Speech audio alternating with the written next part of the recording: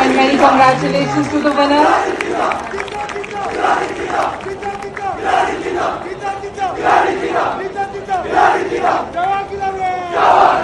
अस्सलाम वालेकुम, मैं जमील फारूकी हूँ। आप मेरा ऑफिशियल यूट्यूब चैनल देख रहे हैं।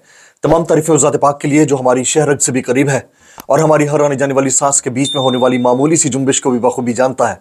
और तमाम दुरूद पाक नबी आखिरुज़्ज़मा हज़रत मोहम्मद मुस्तफ़ा अहमद मुज्तबा सल्लल्लाहु अलैहि वसल्लम की ज़ात पाक के ऊपर जो वजह तख्लीक़ कायनात हैं, जिनकी वजह से हम हैं, जिनकी वजह से ये कुल कायनात है। तलबा ने अन्नी मचा रखी है, चाहे वो एचिसन कॉलेज हो या फिर कहीं पर सवाल जवाब का सेशन।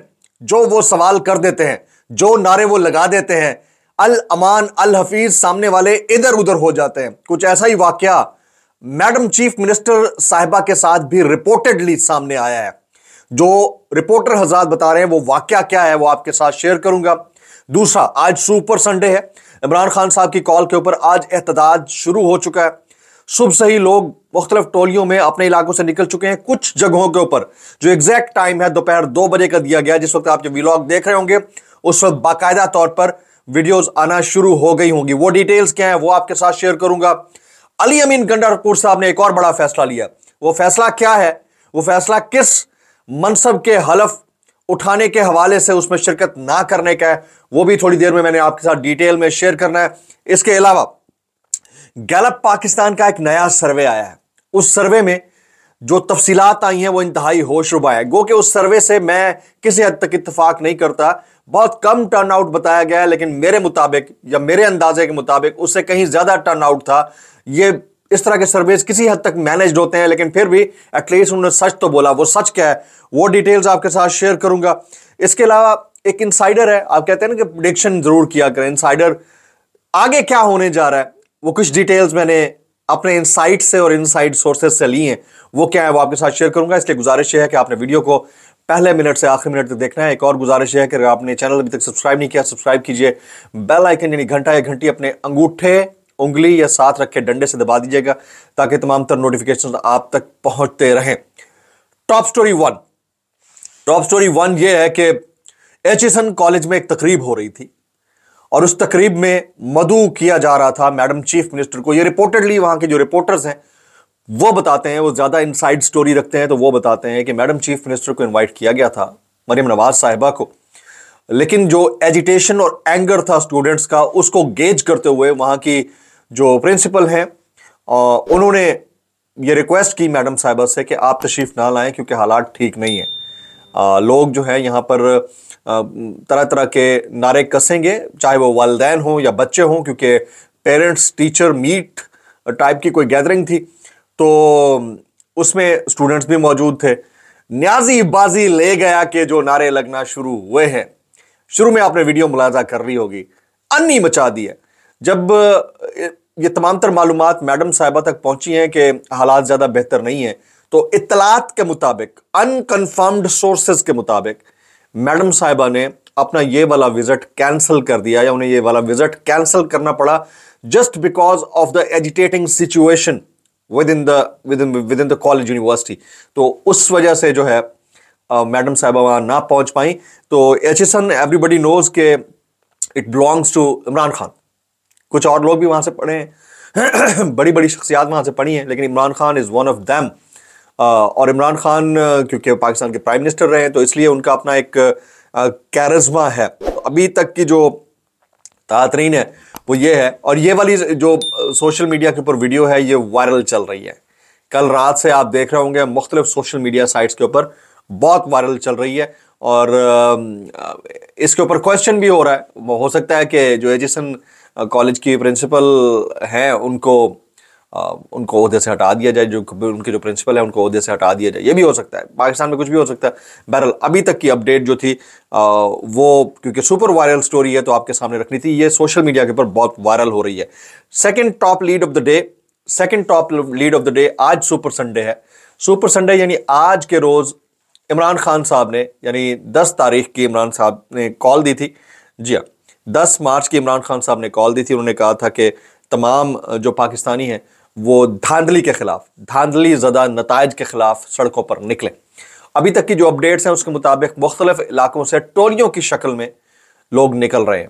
आज शेर अफजल मरवत साहब एक टोले को लीड कर रहे हैं। उधर KPK में अली अमीन गंडापुर साहब ने जिस जगह पर स्टेज सजाना है और वहां पर जलसा यानी गैदरिंग होनी है उसको वो लीड कर रहे हैं। और इतला ये थी कि एक वक्त था जब जलसा करने के लिए PTI रिक्वेस्ट करती थी KPK के अंदर तो उनको साफ तौर पर रिजेक्ट कर दिया जाता था। इस दफ़ा वही एडमिनिस्ट्रेशन है जो KPK के चीफ मिनिस्टर की वहाँ पर प्रेजेंस को यकीनी बनाने के लिए कुर्सियाँ लगाने का इंतज़ाम कर रही है। तो वक्त बदलते देर नहीं लगती है। ये थोड़ा सा ग्लिम्स मैंने आपको देना था। जो हालात और वाक़यात हैं उसमें वक्त के बदलने के देर नहीं लगती होती, तो इसलिए वो जो एडमिनिस्ट्रेशन उनके एंटी थी वो अब उनके प्रो हो रही है।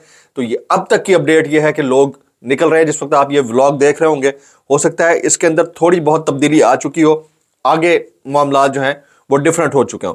अभी हम अपनी थर्ड टॉप लीड शामिल करते हैं। अच्छा, ये जो आज का एहतजाज है इस हवाले से जो डिटेल्ड व्लॉग होगा वो शाम को होगा। थर्ड टॉप लीड जो है वो गैलप पाकिस्तान का सर्वे है जी। गैलप पाकिस्तान का सर्वे मैं आपके सामने रखना चाहूंगा।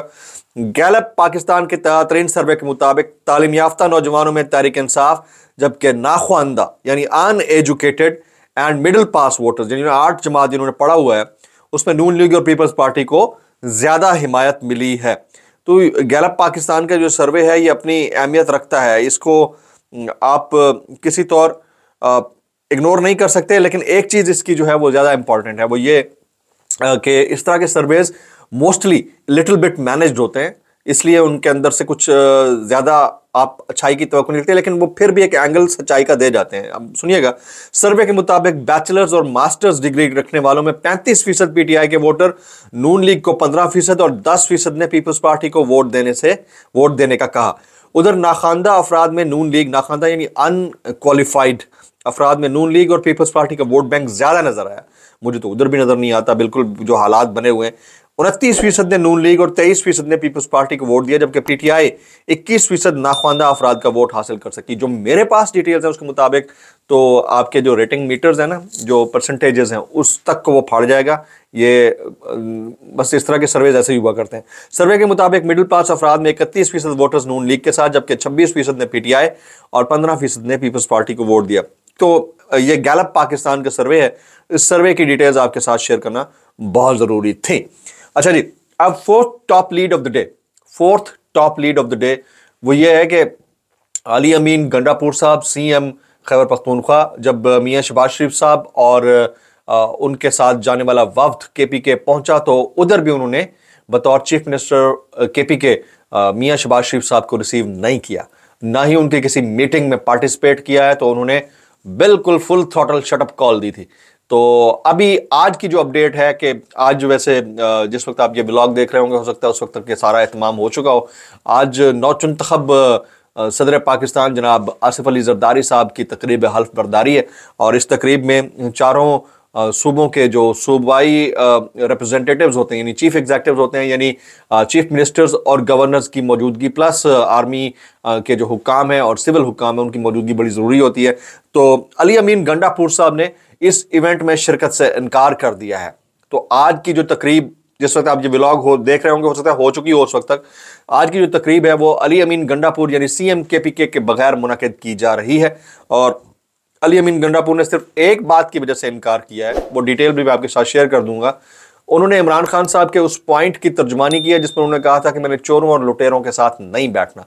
अली अमीन गंडापुर साहब का मौक़िफ़ यह है कि क्योंकि इलेक्शन धांधली ज़दा थे, और धांधलीज़दा इलेक्शंस की वजह से हालात इतने ख़राब हुए कि इन दो शख्सियात को पार में आना पड़ा।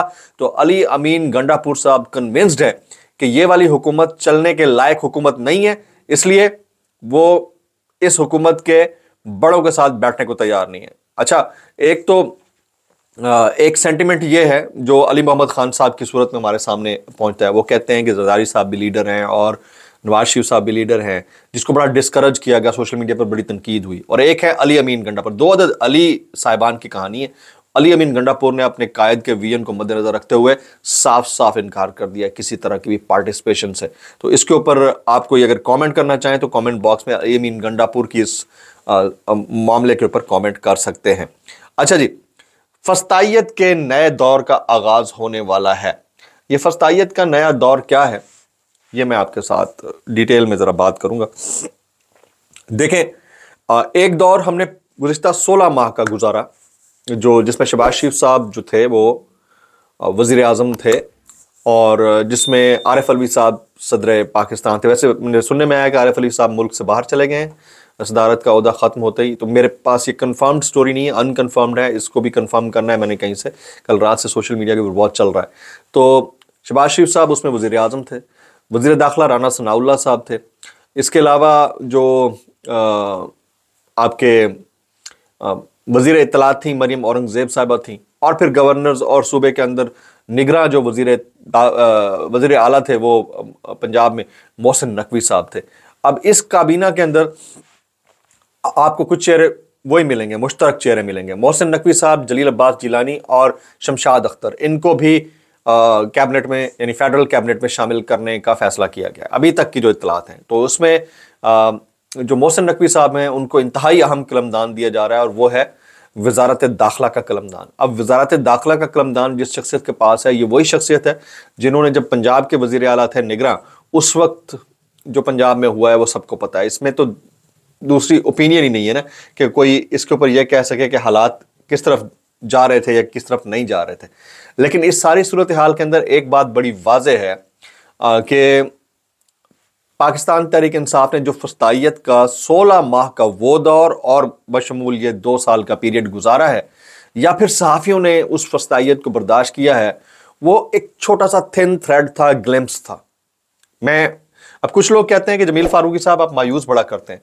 मैं उनसे गुजारिश करूंगा कि भाई मैं मायूस नहीं करता, मैं आपको रियल पिक्चर दिखाता हूं। मैं उनकी तरह नहीं हूं जो आपको सारा दिन हर 2 घंटे के बाद की प्रेडिक्शन दे के झूठ बोलते हैं, व्यूज लेते हैं, खामखा का खुश करते हैं और उसके बाद निकलता उसमें से कुछ नहीं। ऐसे बहुत सारे यूट्यूबर्स हैं छोटे मोटे शुरली टुली टाइप के, तो वो आपका उनके ऊपर एतमाद है, आपकी चॉइस है। लेकिन मैं जो आपको बताऊंगा वो क्लियर कट रियल पिक्चर बताऊंगा। इससे मुराद ये नहीं है कि आप होपलेस हो जाए, लेकिन इससे मुराद ये भी नहीं है कि आप अपनी आंखें बंद करके बैठे रहें।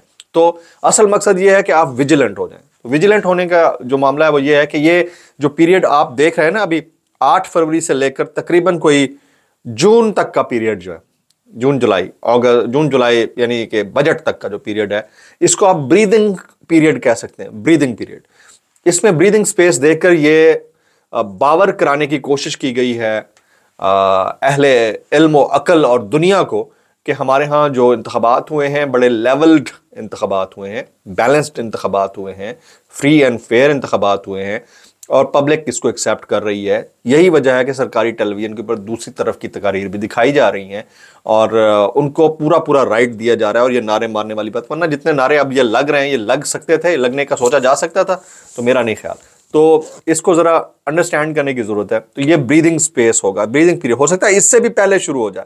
तो फस्तायत का नेक्स्ट जो दौर होगा उसमें कोई किसी के खिलाफ तनकीद नहीं कर सकेगा, मुकदमा हो जाएगा और सारा लीगल कवर के अंदर होगा। ये मैं आपको बता दूं, पूरा एक लीगल पूरा मुकदमा चार्जशीट बनेगी।